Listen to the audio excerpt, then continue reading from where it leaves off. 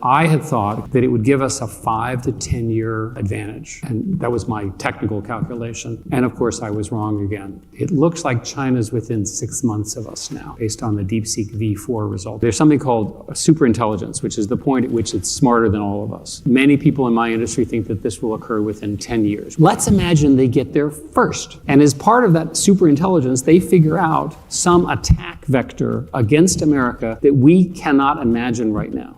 That is Eric Schmidt, former Google CEO, chairman of the National Security Commission on AI. He knows exactly where both countries stand, and he is telling you China is basically tied, and if they cross the superintelligence line first, we may not even see what hits us. Listen to the full conversation. This may be one of the most historic moments in human history occurred. A proof of an 80-year-old theorem was generated by OpenAI, and the paper was written by the computer. The proof is incomprehensible to anyone here except the senior math people. So I'm just going to accept that the math people think it's correct. And they all think it's really important. The most interesting thing about this proof is it was done with a model that was not trained on math. So we had a long meeting yesterday of what is the thing that it's doing? So one way to understand the current LLM models is that they're very good at synthesizing a structure of knowledge into a small vector or representation space. And these systems can look across that representation space and they can collect all these facts in ways that humans can't. Many people believe that this is the beginning of artificial superintelligence. These are things that humans cannot do, that computers can do, that we value. So then the question is, how do we get here? Well, when I was here, there was a nascent AI program. Of course, there was no computer science, and it was all around what is called symbolic reasoning. And the idea there was that you could build a language that would describe knowledge. And many people worked on that, and it turns out it failed. And after that, and it was a hard problem. So there was something called the AI winter in the 80s and 90s. In the 1980s, at the Institute for Advanced Studies, a bunch of mathematicians proved a theorem that I also cannot describe, which describes essentially deep learning as we know it today, which is a series of layers of networks that talk to each other. And then a bunch of scientists at various universities, including here in the early 2000s, built the mathematical model. So it started with math. Then it wasn't until about 2011 when a bunch of people at Google decided this would be interesting to apply to YouTube. And they watched YouTube and they discovered something. They discovered the concept of a cat. And I remember sitting at Google in 2011 saying, like, you're watching YouTube and you discover the concept of a cat. Isn't there something more interesting on YouTube? And the answer turned out that during that period, there was an awful lot of cat pictures and movies and so forth. People were uploading pictures of their cats, and that's how it discovered it. From that moment, there were a series of innovations.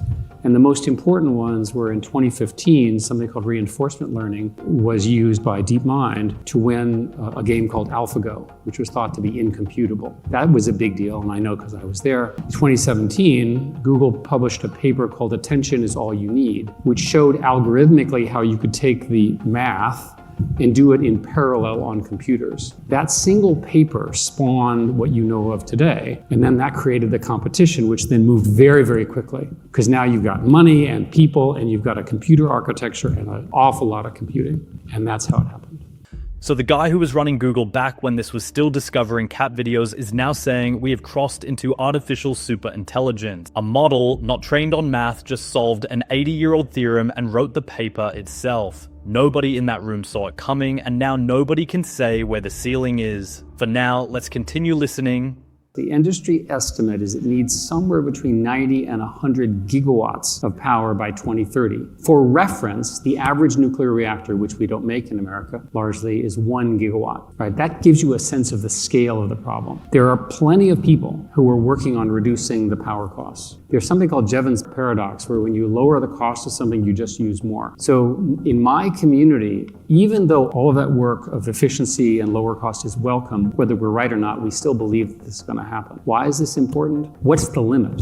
Well, data centers should not be near cities because they annoy people, and that's not fair to them. They shouldn't use a lot of water. They don't now as much. They need to be in remote spaces. What's true of America? Lots of empty space. Do you know why? You fly over it. There's large plots. There's an old de Tocqueville quote about America, that America is successful because of the abundance of land, the richness of the spirit of its people, and the absence of a king. This was 1750. So that land bank, if you will, plus the American financial system allows us to do crazy things. I was talking to this guy who says he's got 15 people, he's raising at a $4 billion valuation, and he's raising $400 million today. The company's only 6 weeks old. He's already oversubscribed. There's no place in the world that can give crazy people this amount of money. And furthermore, some of the smarter of you are beginning to write articles saying like, will we ever make any money? And the answer is, hell if I know. But you're the guys who gave us the money.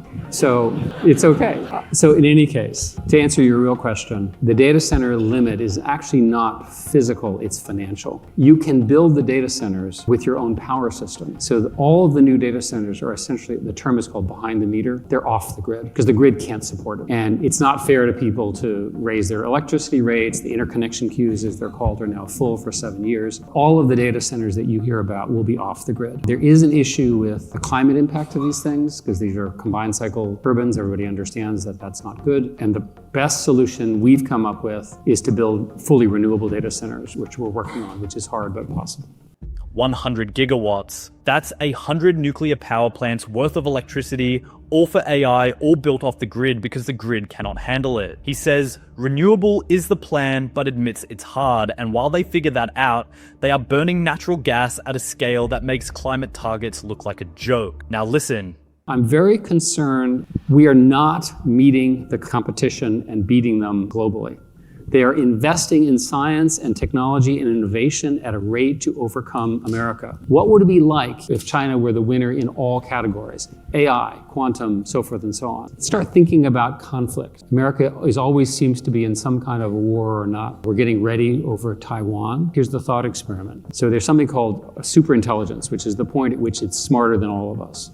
Many people in my industry think that this will occur within 10 years. We can debate this. Nobody really knows. Let's imagine they get there first. And as part of that superintelligence, they figure out some attack vector against America that we cannot imagine right now. And by the way, the inverse is true. So this is a big deal. If you care about national security, you need to fund this. If you don't care about national security, you care about social welfare, you need to fund this. If you care about economic growth, which I think all of us certainly do, you better figure out a way to keep the engine that got me to where I am going. So first place, China last year built 130 gigawatts of renewable energy. Remember, the number I said is that we needed about 100 gigawatts between now and 2030 in America. They already have it. There are estimates that they have 20 gigawatts just sitting around. So assuming that these data centers continue to be these large things, they become military targets. I wrote a paper. The argument went something like this. This is influence of Kissinger. You start thinking about what happens when we're getting stronger and China's getting stronger or whoever. There's a point at which one side could decide to do a preemptory attack of the other, which is your question. Doesn't it make sense to slow down your competitor by just bombing their data centers? So we, being pleasant Princetonian type graduates, said there's a better alternative, which is to just give the enemy a switch. So they don't have to bomb the data center, they just have to turn it off. And everybody goes, that's the stupidest idea I've ever seen. If you believe that these data centers are essential for the national security of a nation, you've got to come up with some kind of a deterrent strategy.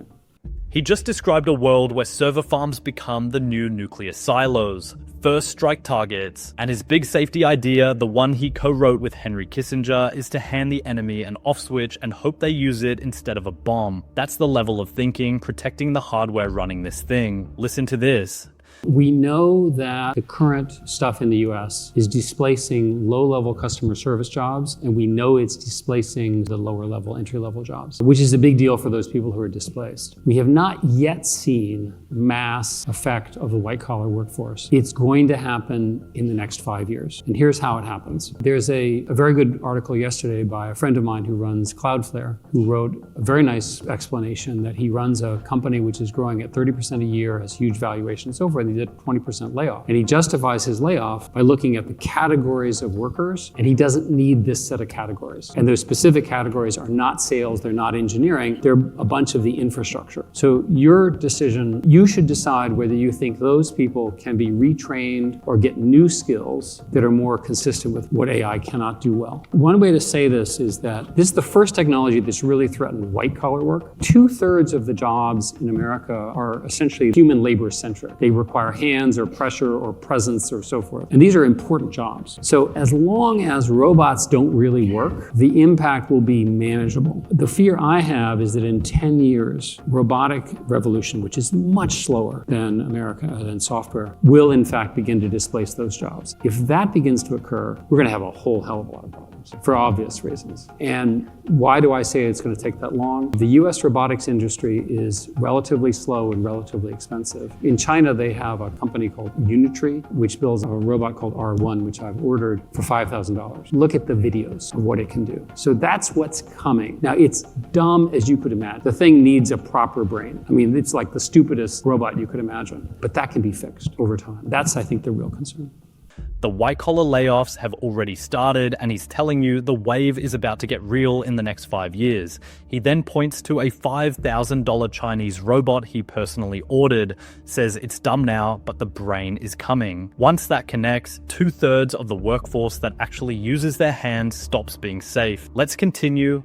I'll give an example of how crazy things are in my little world. There was a paper, this group managed to actually come up with a set of math, which I have no way of validating, that if you replace all labor by either AI or by robots, this is the presumption, it's obviously not a good thing, you could grow the economy by you could double the economy every year. So I thought, highly unlikely to be true. But let's start thinking about that. Okay, so here we are, and now everyone's twice as wealthy. You all know you can do combinatorial math. So then, would you be happy if everyone here was as rich as Qatar? You'd be happier. Just think of all the Rolls Royces and the equivalents. What if you were 100 times happier than Qatar? And what if it were true for the whole world, or at least the countries that adopted this? So there is an argument, which I'm not personally making, that the abundance and the elimination of scarcity, the basic argument from the accelerationists is that we're eliminating scarcity. Every aspect of history, every aspect of economics is fundamentally about scarcity. What happens if we remove all of those constraints? No one knows. Now, let me give you a further counter.